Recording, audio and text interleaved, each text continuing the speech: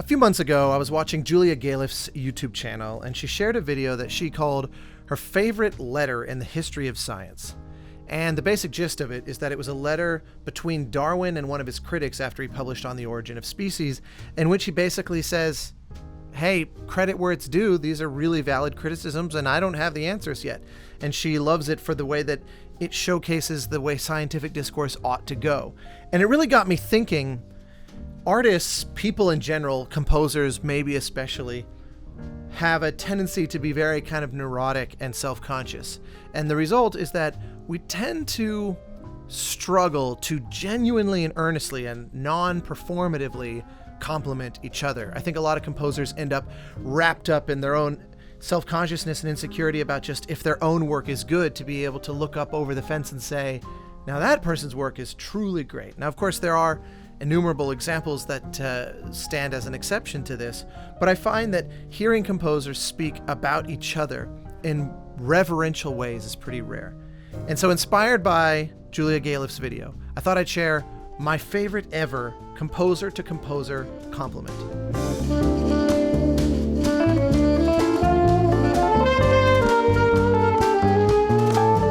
Of course, it should come as no surprise that the composer in question is Jerry Goldsmith, and there are a few quotes that I like. Before I share my favorite ever, I'll say this is kind of my runner-up.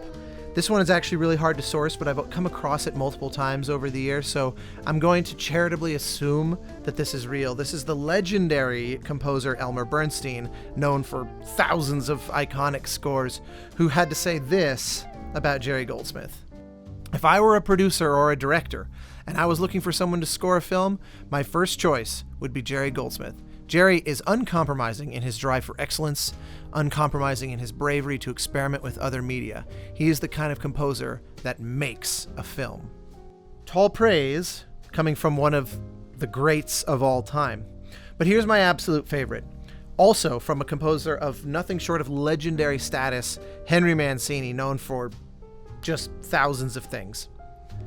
At a dinner in the early mid-90s, about 1993, in honor of Jerry Goldsmith put on by the Film Music Preservation Society, Henry Mancini had this to say. It always just gets better and better, and he has instilled two things in his colleagues in this town. One thing he does, he keeps us honest, and the second one is he scares the hell out of us. You do, Jerry. You're just perfect. I love the kind of dual nature of this. He keeps us honest. The idea that Jerry's work is kind of at this frontier, or Jerry represents the vanguard of creative expression in cinema, of where that art form has progressed until now, and so much of what is driving it forward is singly coming from him. And so any composer that's wanting to participate in this and feels those tempting moments, as we all do, to pat themselves on the back and say, oh, I've done a really great work, they only need to look at Jerry Goldsmith and say, I'm kidding myself. The bar is that much further down the road, or it's that much higher in quality, etc., etc., etc. He forces composers to keep in touch with reality. That's honesty. But then the second quality of he scares the hell out of us.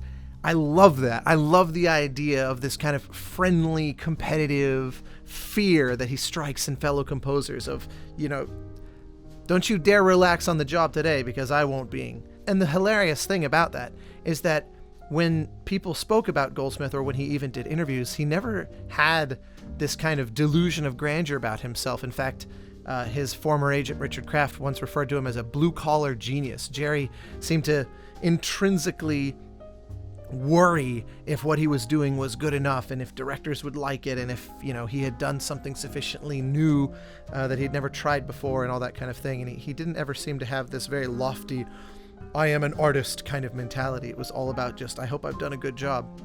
And meanwhile, the rest of the composer community is looking and just shaking in their boots, saying, I can't believe what he just did again for the 5,000th time. And, right as you're getting ready to hit send on the email, you say, oh, crap, I guess it's probably not good enough. And let me go back to work for another hour, 2 or 3 or 4. So there you have it, short and sweet.